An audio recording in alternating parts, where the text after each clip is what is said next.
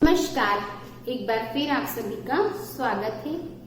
आज हम कक्षा 9वीं की पाठ्य पुस्तक वासंती का पाठ 6 पढ़ेंगे।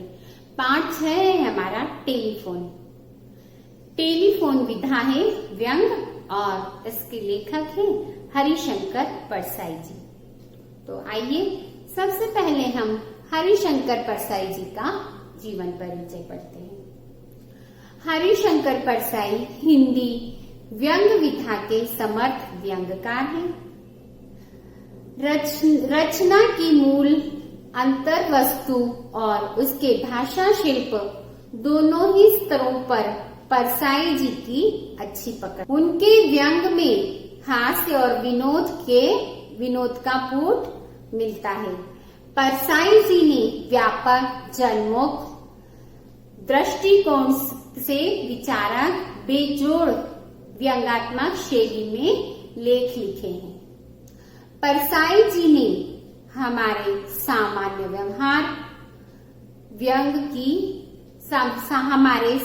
व्यवहार की ऐसी छोटी छोटी बातों पर व्यंग की चोट की है जिनके बारे में हम सोच भी नहीं सकते। उन्होंने व्यंग के माध्यम से अपनी समकालीनता को खंगालते हुए पाठकीय मानस को जागृत और परिष्कृत करने का जैसा अद्भुत प्रयास किया है, वैसा समूचे भारतीय साहित्य में दुर्लभ है। परसाई जी की कई रचनाएं भारत की अन्य भाषाओं में अनुवादित हो चुकी हैं। व्यंग के अतिरिक्त उन्होंने कहानियां, उपन्यास एवं निबंध भी लिखे हैं। परसाई जी की प्रमुख रचनाएं जैसे उनकी दिन फिरे, रानी नागफनी की कहानी, सदाचार का ताबीज, तट की खोज आदि हैं। आइए अब हम पढ़ते हैं टेलीफोन व्यंग। टेलीफोन के बारे में वैज्ञानिक जानकारी देना इस लेख का उद्देश्य नहीं है, अपितु मनुष्य की कमजोरियों को हंसते हंसते फायदे के 2-3 बातें सूचित कर देना ही लेखक का आशय है। फोन के निरर्थक उपयोग के बारे में बताकर अंत में फोन से क्या लाभ और हानियां हैं मानवीय जीवन में परसाई जी ने इस चुटीले अंदाज में इसे प्रस्तुत किया है। तो लेखक बताते हैं कि एक वैज्ञानिक था। उसने देखा कि दुनिया के आधे लोग बाकी आधे लोगों की सूरत से नफरत करते, पर उनसे बात करना जरूर चाहते हैं। उसने सोचा कि कोई एक ऐसी चीज बनानी चाहिए जिससे आदमी की सूरत तो ना दिखे पर उससे बातचीत जरूर हो सके। वह उसी समय उस काम में लग गया। अब उसने क्या करा कि एक तार लिया, उसके दोनों सिरों पर उसने एक एक चोंगा लगा दिया। उसने एक सिरे को कहाँ पर रखा? अपने यहाँ रखा और दूसरे को अपने शत्रु के यहाँ पर रखा। उसने वर्षों प्रयोग किया और क्या करता? रोज अपने चोंगे में कहता, तुम बदमाश हो। उधर से कोई जवाब नहीं आता। एक दिन उसने हमेशा की तरह कहा, तुम बदमाश हो। उधर से उसके जो शत्रु रहता है उसको बहुत क्रोध आता है, गुस्सा आता है, तो उधर से क्रोध भरा उत्तर मिलता है कि तुम बदमाश हो। वैज्ञानिक क्या हुआ? अब खुशी से उछल पड़ा। उसकी खुशी का ठिकाना ही नहीं रहा। वो क्या करता था? अपने पूर्वजों की तरह निर्वस्त्र होकर सड़क पर रोड पर दौड़ना चाहता था। लेकिन उसे ख्याल आया कि अब क्या हो गया, जमाना बदल गया है और मुझे क्या होगा, मैं ऐसा करूंगा तो मुझे पुलिस पकड़कर ले जाएगी। अब वैज्ञानिक अनुसंधान के सबसे महान क्षण में भी पुलिस को नहीं भूला। यह मानव स्वतंत्रता के लिए क्या है?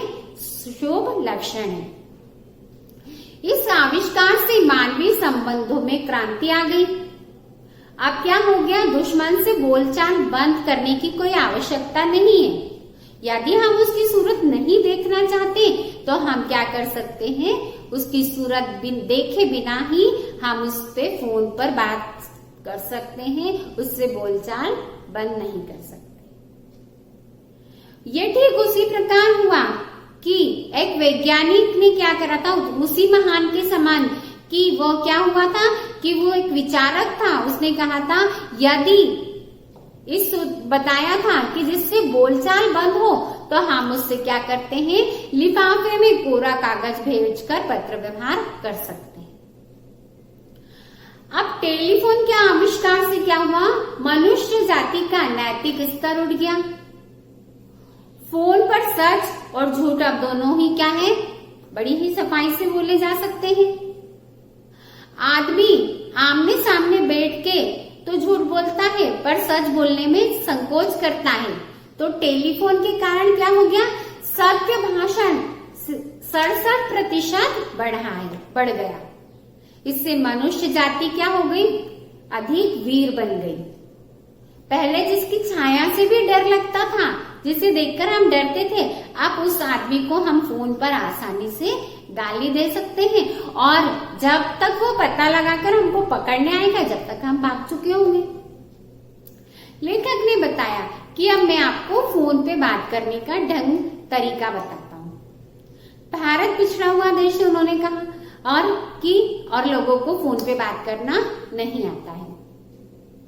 अब वे बताते हैं कि घंटी बजे तो वैसे ही हमको रिसीवर या चोंगा नहीं उठाना चाहिए, घंटी को बजने देना चाहिए। जब तक कि वो बज के थक ना जाए, आराम ना करने लग जाए, तब तक हमें उसको नहीं उठाना चाहिए। इससे यहाँ होगा कि जो व्यक्ति हमें फोन कर रहा है उस पर प्रभाव पड़ेगा। ऐसा नहीं कि हम फोन आते ही उसको चोंगे को, रिसीवर को उठा लें। चोंगा उठाकर हमें बहुत जोर से बोलना चाहिए, हेलो। इससे बहुत से लोगों का ये उच्चारण गलत करते हैं, हेलो हेलो कहते हैं। यह सही उच्चारण नहीं है। यह सही उच्चारण तब होगा जब खूब जोर से कहेंगे है और लो, अलग अलग चिल्लाएंगे, है लो। इससे यह फायदा होगा कि बुलाने वाला तभी यह ठहराएगा जब तक उसका काम आपसे बात किए बिना नहीं चल सकता। अब उन्होंने, लेखक ने बताया है कि फोन के रिसीवर के दो भाग होते हैं, एक कान पर लगाकर सुनने के लिए और दूसरा बोलने के लिए। लोग कान वाला हिस्सा तो कहते हैं ठीक से लगा लेते हैं, पर मुंह वाला हिस्सा जो चोंगा रहता है ठीक, वो क्या करते हैं, ठीक से फिट नहीं करते। मनुष्य जाति के मुंह उन्होंने 3 प्रकार के बताए हैं, 3 आकारों के होते हैं। पहला चोंगे से बड़ा मुंह, दूसरा चोंगे से छोटा मुंह और तीसरा चोंगे के बराबर का मुंह। अब उन्होंने कहा है कि अंतिम प्रकार के मुंह को चोंगा कहने से भी काम चल जाता है। अगर मुंह चोंगे से बड़ा है तो चोंगे के मुंह में घुसेड़ लेना चाहिए। अगर दोनों बराबर हैं तो चोंगे के मुंह पर बिल्कुल फिट कर देना चाहिए। ध्यान रखना, आपसे बात करने वाला काफी दूर बैठा है, इसलिए चोंगे में मुंह डालकर जोर से बोलना चाहिए। अब उन्होंने बताया है कि फोन की घंटी बजने पर पहले अपना नाम नहीं बताना चाहिए।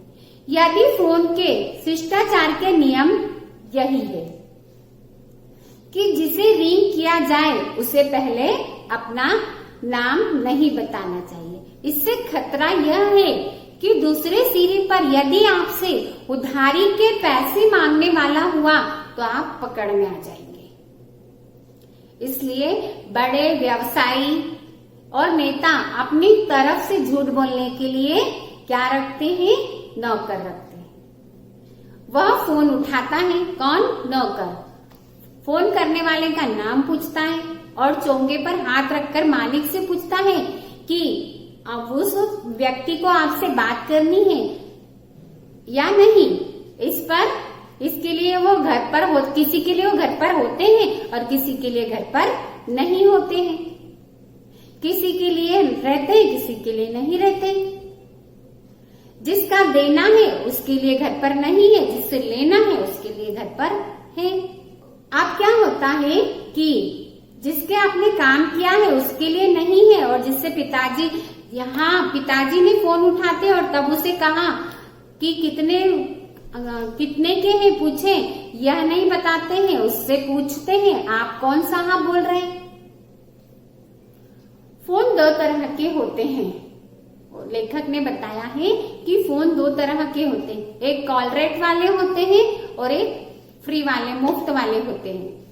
कॉल रेट वाले फोन हर बात करने पर 15 पैसे लग जाते हैं, इसलिए जिस शहर में कॉल रेट है वहां के निवासी को दूसरे के फोन से बात करनी चाहिए। जिन्हें फोन करना है उनके नंबर लेकर शहर में घूमने निकल जाइए।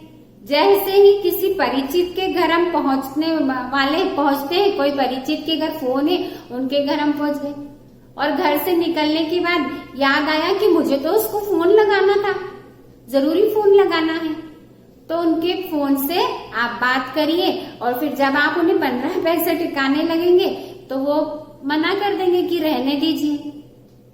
इससे क्या होगा, हमारी फोन पर बात भी हो जाएगी और पैसे भी नहीं लगेंगे।